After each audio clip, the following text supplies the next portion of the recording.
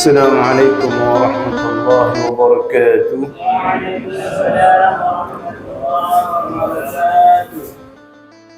الفاتحة. محمد بن عبد الله وعلي بن أبي طالب، فاطمة الزهراء، حسين الحسن والحسين، ثم إلى أرواح حسين المحاجر أحمد بن عيسى الفقيه مقدم محمد بن علي العلوي شيخ أبو بكر بن سالم، ثم إلى مؤلف هذا الكتاب سالم. بسم الله الرحمن الرحيم. ولجميع المسلمين والمسلمات والمؤمنين والمؤمنات أن الله يغفر لهم ويعلي درجاتهم الجنة، يعيد علينا من بركاتهم وأسرارهم وعلومهم الدين والدنيا والآخرة، وإلى حضرة النبي المصطفى محمد صلى الله عليه وسلم. الفاتحة. أعوذ بالله من الشيطان الرجيم. بسم الله الرحمن الرحيم. الحمد لله رب العالمين الرحمن الرحيم مالك يوم الدين، إياك نعبد وإياك نستعين، اهدنا الصراط المستقيم صراط الذين أنعمت عليهم غير المغضوب عليهم ولا الضالين، آمين. الحمد لله نحمده ونستعين ونستغفره ونعوذ بالله من شرور أنفسنا ومن سيئات أعمالنا، من يهده الله فلا مضل له ومن يضلل فلا هادي له، وأشهد أن لا إله إلا الله وحده لا شريك له، وأشهد أن سيدنا ونبينا محمدا عبده ورسوله. اللهم صل وسلم على سيدنا محمد وعلى آل سيدنا محمد. أما بعد. Segala puji serta syukur mari kita hanturkan kepada kehadirat Allah Subhanahu wa taala yang telah memberikan kita kenikmatan sehingga di malam hari ini kita dapat berkumpul di rumahnya Allah Subhanahu wa taala untuk menjalankan kewajipan kita kepada Allah dan juga untuk menghidupkan daripada sunnah-sunnah Rasulullah sallallahu alaihi wasallam. Salawat serta salam tidak lupa kita hanturkan kepada junjungan kita, panutan kita, uswatun hasanah bagi kita, yaitu Nabi Muhammad sallallahu alaihi wasallam serta keluarganya, para sahabat-sahabatnya dan juga umat-umatnya hingga kelak yaumul qiyamah. Kajian kita minggu lalu yang mana sampai kepada rukun iman yang keempat, yang kelima, yaitu beriman kepada hari akhir. Makna beriman kepada hari akhir yang mana kita harus percaya akan kematian, kita harus meyakini bahwa adanya daripada siksa kubur, kita harus meyakini daripada adanya surga dan neraka. Nah, kalau kita tidak meyakini daripada hal-hal tersebut, maka diragukan daripada keimanan kita kepada hari akhir, yaitu hari kiamat. Nah, semua makhluk akan merasakan namanya kematian. Setiap sesuatu yang ada awal pasti ada akhirnya. Termasuk malaikat, semua malaikat tanpa pengecualian. Yang mana akan ada akhir akan merasakan namanya kematian. Apalagi kita umat manusia. Nah, itu harus kita yakini. Bagaimanapun kita menjaga kesehatan kita, kalau ajal sudah menjemput, tidak ada yang bisa menghalangi. Dia hidup sehat apa? Iya, panjanglah umur 80 tahun. Badan tak bisa bohong. Biar kau jaga makan jaga kesehatan apa, umur tak bisa bohong. Mulai telinga kau mulai kurang dengar. Hukum alam itu kan. Nama orang tua. Kau dah tak bisa namanya berlari cepat lagi. Lihat dia pemain bola. Kalau udah umur 35, bapuk dah kata orang. Iya kan? Udah tua kata dia, walaupun dia jaga kesehatan, performa dia menurun, umur tidak bisa bohong. Pemain bola yang mana makannya selalu sehat, terkontrol loh. Pagi kita ngelihat pecal, ngentam pecal. Sejuk-sejuk gini Indomie, masak Indomie. Yang pemain bola aja, itu umur tidak bisa bohong. Kenapa? Walaupun bagaimana kita menjaga kesehatan, kematian pasti akan menimpa daripada diri kita. Akan kita rasakan. Nah, cuman ada yang memang umurnya pendek, ada yang umurnya panjang. Ya, kalau umur mau panjang, di antara amalan yang dianjurkan oleh Nabi apa? Sedekah. Sambung silaturahim. Sering-sering silaturahim itu memperpanjang daripada umur. Orang yang ingin diluaskan rezekinya, dipanjangkan umurnya, falyasil rahimah, maka hendaklah dia menyambung daripada tali silaturahim. Datang silaturahim ke rumah orang yang mana hubungan kurang baik, disilатurahimin sama dia, sehingga hubungan itu menjadi melekat lagi yang dulu renggang. Orang-orang yang seperti ini umurnya akan dipanjangkan oleh Allah. Orang yang suka memutuskan tali silaturahim pendek umur. Maka orang sukanya cuman gara-gara orang terlupa belebah rumah dia, langsung dia berkata apa? Haram aku nak naik rumah dia. Tolak pak. Banyak kan model gitu kan. Kalau tak didatangi rumahnya lebaran, tak bakal dia membalasi. Lalu mau memutuskan daripada tali silaturahim. Orang yang macam gini umur pendek ni. Maka kalau ada orang model gini, kamu pendek umur kan? Ngeri dia pak. Udah nyebut umur nih kematian, tak ada yang tak ngeri. Siapa yang tak ngeri? Dia gila masuk dalam kubur nih, tak ada yang nemanin. Lalu datang Munkar wa Nakir dengan muka yang menyeramkan. Kita mati lampu, bunyi pintu yang ngek-ngek, udah bebar dah. Apa lagi ketemu Munkar wa Nakir? Semua takut namanya menyambut daripada kematian. Apa lagi kalau udah pendek umur, tak ada yang mau. Ada yang mau pendek umur? Ada tak? Tak ada yang mau. Maunya apa? Panjang, sepanjang-panjangnya. Sehat lagi kata dia. Dia mau seperti itu. Kita seperti itu maunya. Nah, tetapi kalau ingin umurnya pendek, sering-sering ya putuskan silaturahim, maka akan pendek daripada umur orang tersebut. Tetapi orang yang suka menyambung tali silaturahim, bukan pendendam, cuman masalah apa kok langsung dendam, enggak mau negur sama sekali apapun dia ni orang, enggak, tetap disambung daripada tali silaturahim. Ya orang yang model begini ini panjang umur. Sama suka bersedekah. Kalau orang bakhil pendek umurnya, maka boleh pasang pelang pas lagi bangun masjid kan. Orang bakhil pendek umurnya, ngeri pak orang pak. Iya, bikin pamflet gitu. Pas masuk pintu nih kok bisa. Pas hari Jumat dia nak ngeliat gitu, Allah mak, udahlah, yang 2.000 jadi 50.000. Yang pemasukan masjid cuma 1 juta, 1,5 juta. Semenjak pemasangan pamflet itu menjadi 3-4 juta. Orang namanya kematian pasti ngeri. Kita aja untuk menyembuhkan penyakit kita, berapapun kita bayar. Itulah benda.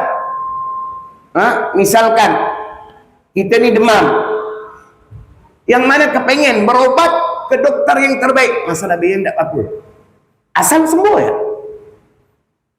Kita kena kencing batu, berapapun yang harus kita bayar, tidak ada masalah. Yang penting sembuh, kencing aku lancar. Harus dilaser pak, ini biayanya kurang lebih 25 juta. Tidak apa-apa, kita bayar.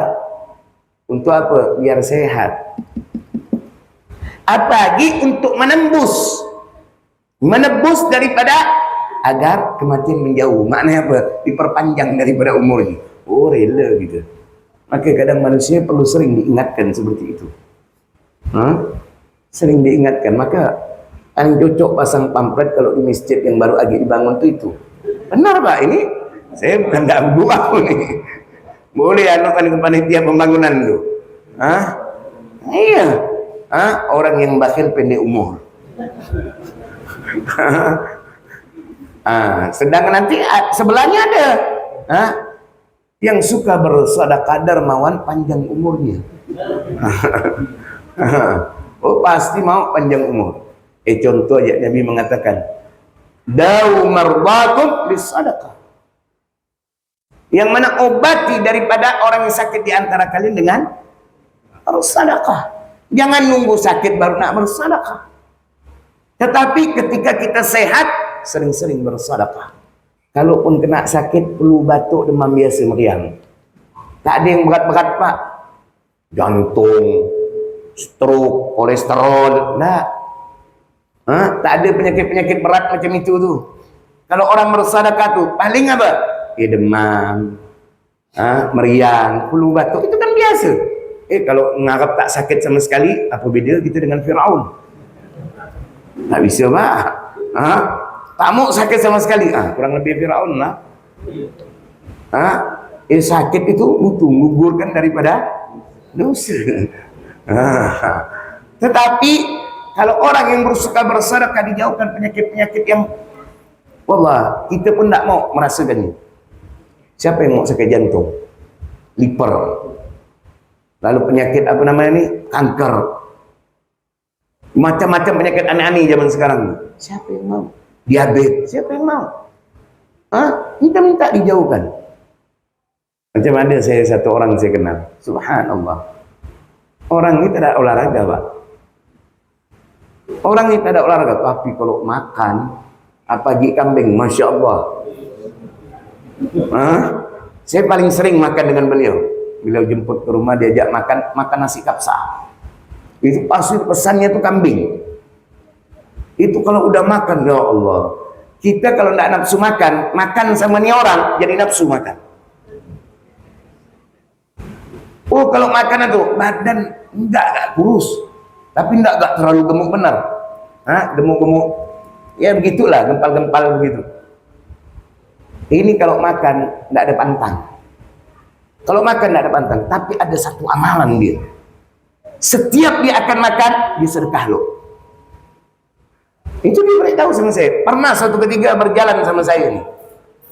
Dia berjalan sama saya, tiba-tiba permisi loh, dia bilang. Nak kemana ente? Ini udah ada hidangannya nih. Akhirnya itu dia bisik ke saya. Saya lupa nak sedekah, Ustaz.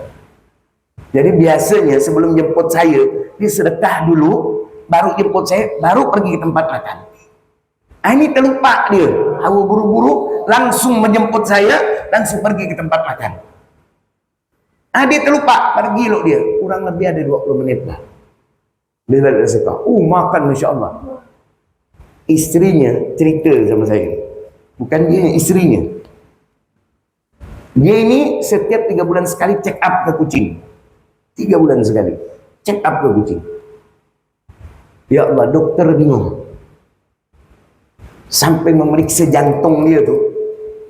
Jantung bapak nih macam jantung orang yang olahraga secara rutin.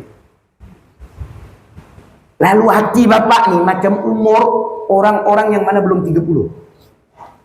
Paru-paru bapak pun begitu. Diperiksa pakai apa namanya itu yang masuk? Endoskopi. Di ususnya bersih. Kalau dipikir badannya bukan langsing, bukan suspek. Kata orang ada gemuk sedikit, buncitnya sedikit. Tapi subhanallah, yang mana ketika di endoskopi itu ususnya bersih. Sampai dokter ini tidak habis pikir, emang bapak makan apa? Kata dia tidak ada makan bapak. Bapak makan ini tidak ada pantang enggak? Enggak, kata dia. Dokternya bingung. Kalau diperiksa tuh tekanan darah normal, kolesterol normal, trigliseridnya normal, fungsi ginjalnya normal, kreatininnya, uriumnya semua normal. Setiap cek seperti itu terus. Nah itu apa amalannya? Sebelum makan sedekah. Ini kadang kalau udah makan sama kawan-kawan, sengaja nunggu kawan siapa nak bayar kan. Kalau udah nama nak jamin mikir dia, dah lebih bagus aku tak pergi lah. Mana nak kau makan jadi penyakit? Minimal lu kalau ada kucing lu kasih ke kucing. Kasih makan ke kucing. Itu sedekah juga kepada makhluk Allah. Kucing itu makhluk Allah. Ini sesuai dengan hadis Nabi. Menjaga diri seseorang itu daripada segala macam penyakit. Dengan apa? Bersedekah. di zaman Nabi Ibrahim alaihissalam. Zaman Nabi Ibrahim itu seorang murid beliau datang kepada beliau, ingin mengundang beliau di pernikahan daripada muridnya itu. Habis orang itu pergi, muridnya pergi, Nabi Ibrahim alaihissalam didatangi oleh Israel, malaikat Israel. Lalu Israel memberitahukan kepada Nabi Ibrahim alaihissalam bahwa laki-laki yang datang tadi ke rumah beliau, yaitu muridnya Nabi Ibrahim, itu akan dicabut nyawanya oleh Israel pas di hari pernikahannya. Nabi Ibrahim ketika mendengar itu, tahu akan hal itu, kepengen nak ngejar daripada muridnya itu dan memberitahukan agar dia mensegerakan daripada pernikahannya.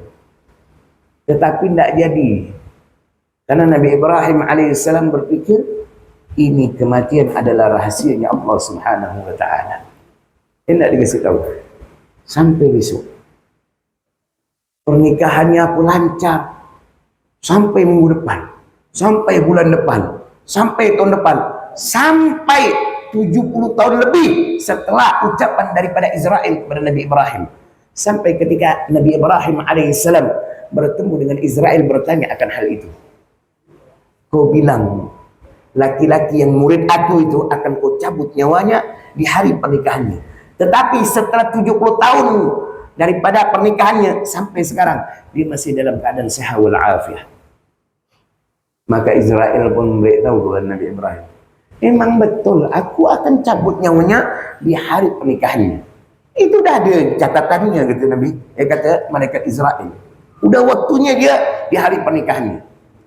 Ketika aku akan mencabut nyawanya, yang mana sebelum pernikahannya itu dia mensedekahkan separuh daripada harta yang ia miliki. Lalu Allah Subhanahu wa taala memerintahkan kepadaku untuk tidak mencabut daripada nyawa hambanya tersebut.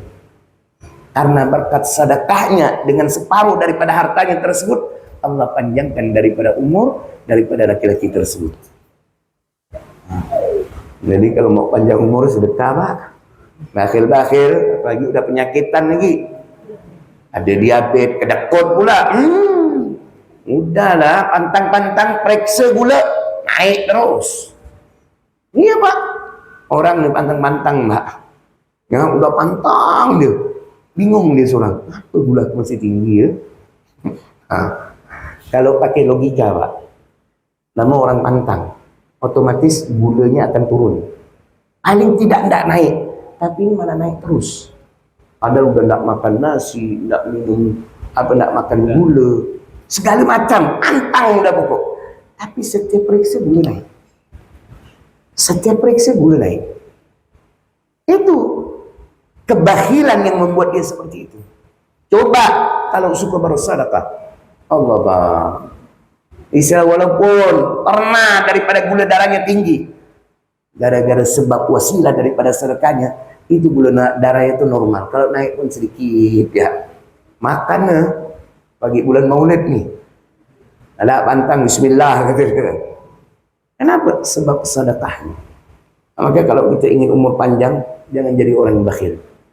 Apalagi ini rumah Allah ini lagi dibangun, jangan bakhil-bakhil. Nabung-nabung duit, di rekening banyak puluhan juta, bahkan ratusan juta. Dibilang apa? Untuk hari tuanya. Kalau sakit ada obatnya. Benar-benar duit itu habis untuk mengobati penyakitnya. Tapi kalau dikeluarkan sebagian tak untuk masjid nih, yang mana Allah berikan kesehatan. Kalaupun sakit itu tadi demam, flu, batuk, itu kan penyakit biasa.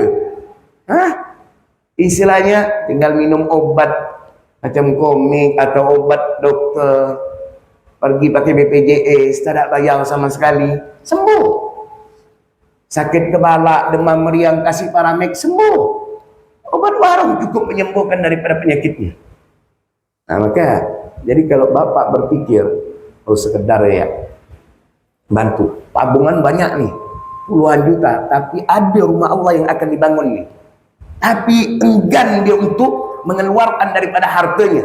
Ingat Rasulullah memerintahkan kita untuk bersedekah sesuai dengan kemampuan kita. Jangan kita mampu 10 juta, kita berikan 500.000. Mampu kita 10 juta, Ini namanya orang bakhil.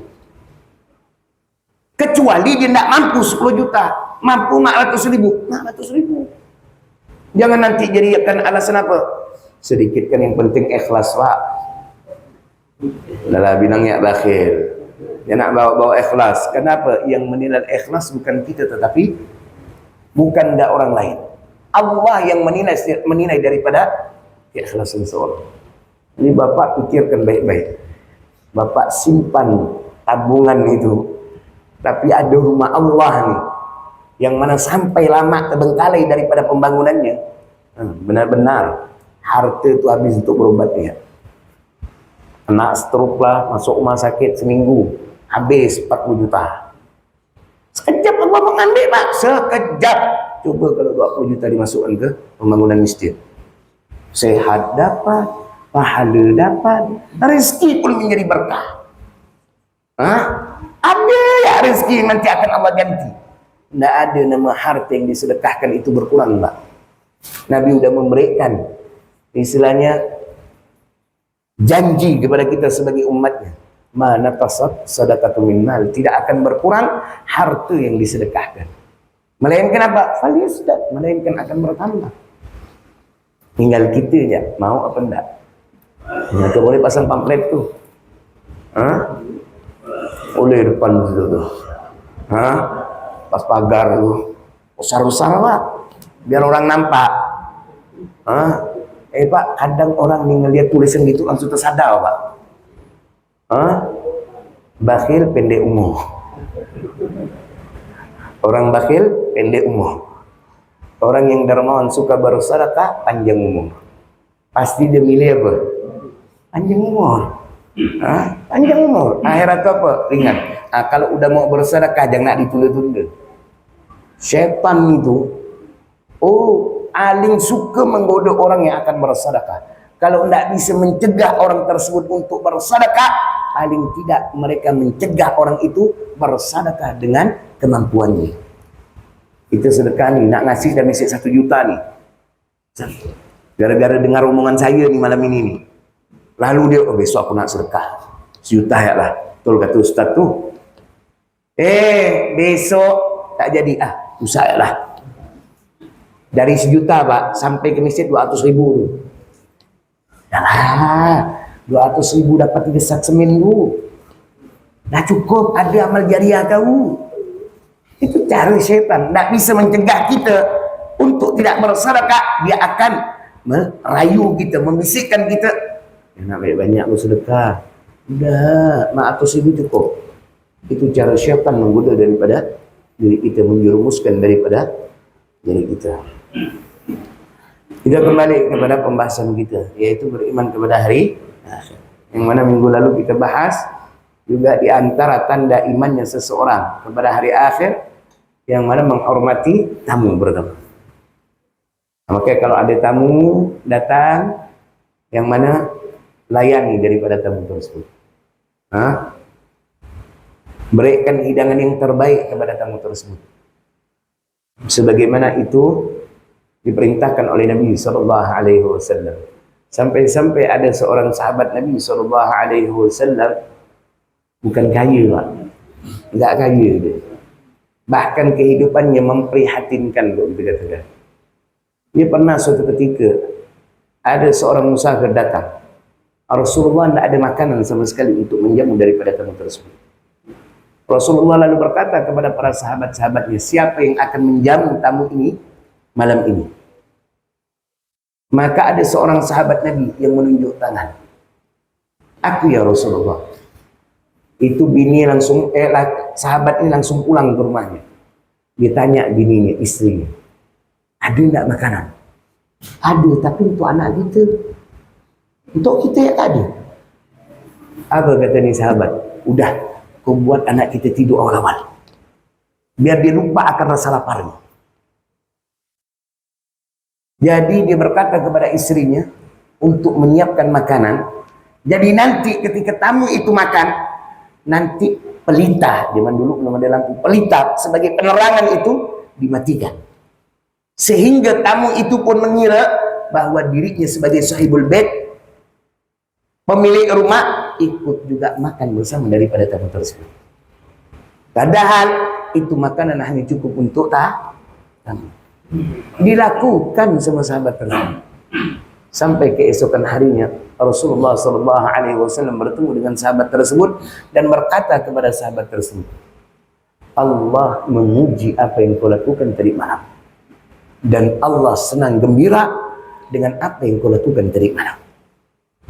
Lihat, padahal orang miskin prihatin enggak tuh, memprihatinkan enggak kehidupannya. Untuk makan malam enggak ada makanan kecuali hanya untuk anaknya, untuk dirinya dan istri enggak ada. Tapi masih ingat menjamu daripada tamu.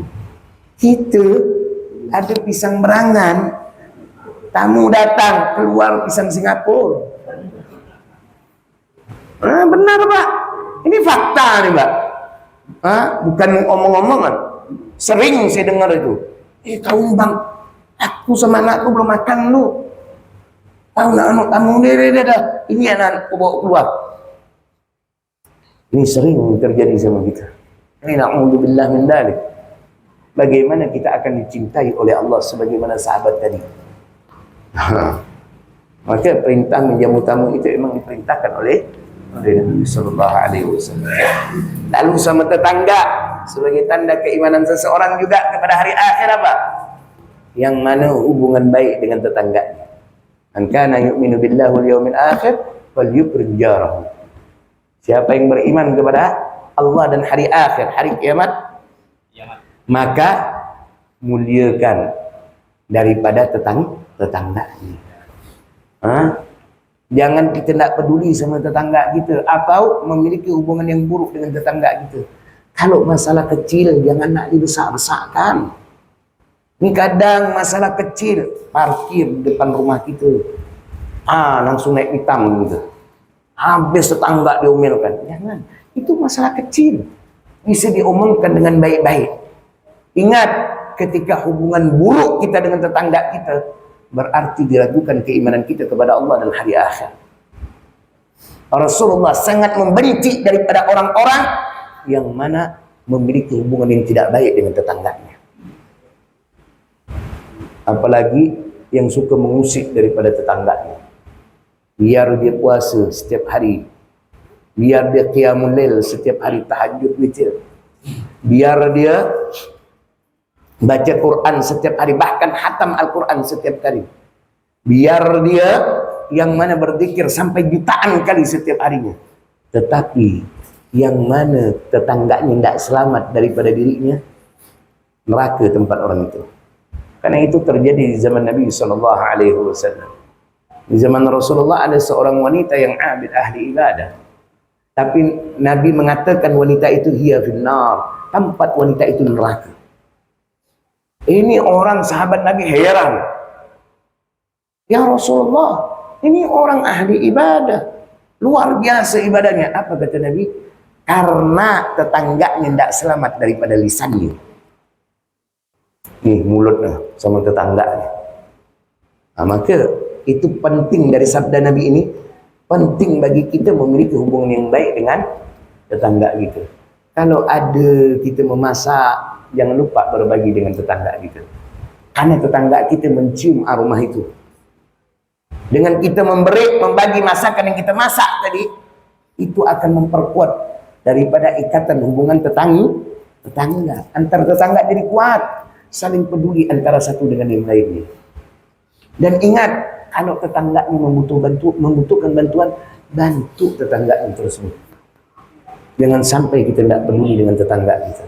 Apalagi na'udzubillah min dzalik, kita sampai tidak tahu tetangga kita kelaparan, Allah kita akan dihisab, akan mempertanggungjawabkan itu di hadapan Allah. Ini zaman sekarang banyak kita tidak peduli dengan tetangga kita. Urusan dia lakukan keluargaku. Hati-hati loh. Jangan sampai kita antara tetangga ini tidak tahu keadaan masing-masing. Tahu-tahu aku. Ini zaman sekarang Pak. Hubungan tetangga zaman sekarang model begini. Padahal ini bukan ajaran daripada Rasulullah SAW. Di zaman Al-Imam Abdullah ibn Mubarak, ada seseorang sebab dia peduli kepada tetangganya, membantu tetangganya, amalan dia itu membuat orang yang mana berhaji di tahun itu semuanya mabrur berkat perbuatan dia. Bayangkan Pak, berkat perlakuan baik dia dengan tetangga, bukan berkat hajinya Pak. Haji ini ibadah yang agung, ibadah yang luar biasa. Hanya orang-orang yang mana dipanggil oleh Allah hatinya untuk bisa menjadi tamunya Allah Subhanahu wa ta'ala. Tetapi berkat ada satu orang nih, yang mana baik dengan tetangganya, yang mana menjadi penyebab jemaah haji yang begitu banyak di tahun itu, ratusan ribu orang berangkat haji. Sebenarnya ibadah haji mereka satu pun tidak diterima oleh Allah, tapi berkatnya orang semuanya diterima oleh Allah. Ini zaman Al-Imam Abdullah ibn Mubarak. Di zaman Al-Imam Abdullah ibn Mubarak, beliau ketika selesai menunaikan ibadah haji, beliau bermimpi. Dalam mimpi itu mendengar dialog antara dua malaikat. Malaikat pertama bertanya kepada malaikat kedua, tahun ini berapa banyak jemaah haji yang berangkat haji, yang menunaikan ibadah haji? Kata malaikat yang kedua, banyak, sekian. Lalu malaikat pertama bertanya lagi, berapa banyak di antara sekian banyak itu yang diterima oleh Allah sama yang tidak diterima oleh Allah? Kata malaikat kedua, dari semua itu satu pun tidak diterima oleh Allah. Tidak ada yang mabrur, sebuti pun tidak ada. Tetapi berkat satu orang yang bernama Ali ibn Muwaffaq, yang mana berkat ni orang, berkat perbuatan ni orang, yang mana seluruh jemaah haji yang menunaikan ibadah haji di tahun ini, yang mana diterima hajinya oleh Allah, mabrur. Ini Al-Imam Abdullah ibn Mubarak mengetahui daripada penyebab orang tersebut. Disebutkan namanya Ali ibn Muwaffaq, kata malaikat, tinggalnya di Syam, kerjanya tukang sol. Jadi kalau ada alas kaki rosak, dia menganukkan, dibetulkan. Akhir Al-Imam Abdullah ibn Mubarak mencari ini orang. Di mana ini orang? Cari ke Syam, ke Suriah, ke Damaskus. Sampai Damaskus ditanya, tukang sol. Tahu tak kalian seseorang bernama Ali ibn Muwaffaq? Oh, dia berada di tepi sana. Di tepi kota Damaskus. Tidak di sini nih. Pergi sampai bertemu dengan Ali ibn Muwaffaq. Ketika sampai bertemu, ditanyakan. Sama Al-Imam Abdullah ibn Mubarak menceritakan daripada mimpi. Lalu bertanya kepada Ali ibn Muwaffaq, apa amalan yang kau lakukan? Apa perbuatan yang kau lakukan? Sehingga perbuatanmu itu menjadi penyebab seluruh jemaah haji, hajinya mabrur berkat engkau. Akhirat itu diceritakan, aku nih puluhan tahun mengumpulkan duit untuk berangkat haji. Puluhan tahun dari hasil ngesol itu sikit sampailah terkumpul dan bisa untuk menunaikan ibadah haji. Tinggal beberapa bulan lagi aku berangkat, dan aku udah menyiapkan uang untuk membeli kendaraan, untuk bekal makanan apa, udah siap semua, dah cukup udah di uang. Sampai ketika istriku hamil, yang mana istriku ini berkata, wahai suamiku, coba kau cari bau masakan ini. Ini siapa yang memasak? Aku menciumnya begitu enak, kepengen aku makan masakan ini. Orang hamil, ngidam mbak. Cium bau masak, Allah nyaman bang, tolong mintakan bang. Istilah bahasa kita seperti itu. Dicari oleh suaminya Ali ibn Muwaffaq. Ternyata tetangganya sendiri. Dia ketok pintunya, ucapkan salam, akhirat itu dibuka. Dijawab daripada salam Ali ibn Muwaffaq. Maka diutarakan niat daripada Ali ibn Muwaffaq ini. Diceritakan istri lagi hamil, mencium masakan yang kau masak, sehingga istri aku ini kepengen memakan masakan engkau. Boleh tidak minta sedikit? Untuk menyampaikan keinginan daripada istriku yang lagi hamil. Ini tetangganya ini seorang janda yang memiliki beberapa anak. Anaknya yatim. Karena bapak meninggal, suaminya daripada tetangganya ini meninggal daripada suaminya. Lalu berkata kepada Ali ibn Muwaffaq, wahai tuan, ini makanan halal bagi kami, tapi haram bagi kalian.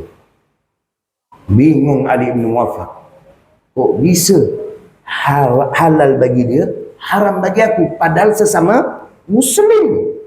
Kalau ini bukan muslim masuk akal. Ini tetangganya muslim, kok bisa halal bagi dia, haram bagi Ali bin Muwaffaq? Maka ditanya, kok bisa? Maka tetangganya pun menceritakan, di hari ini sebenarnya kami tidak ada makanan dan anakku sudah kelaparan. Aku berusaha keluar mencari daripada makanan. Aku tidak mendapatkan makanan kecuali yang aku dapatkan adalah keledai yang sudah menjadi bangkai. Lalu ku ambil dagingnya sebagian, lalu ku bawa ke rumah, lalu aku masak. Kami yang tidak ada makanan kecuali yang kami dapatkan daging bangkai, maka itu halal bagi kami, karena kami tidak menemukan makanan yang lain. Tetapi ini bangkai, daging bangkai, tidak halal bagi kalian. Kalian masih ada makanan yang lain. Dengar gitu tersandar Ali bin Muwaffaq. Itu dia pulang langsung ngambil daripada tabungan hajinya, lalu diberikan kepada tetangganya. Ambil uang ini untuk memperbaiki daripada kehidupan kalian. Sampai nak berangkat haji, Pak. Kok macam kita? Udah bala nak nganokan itu. Siapa? Urusan dia lah. Siap beras tahun dah.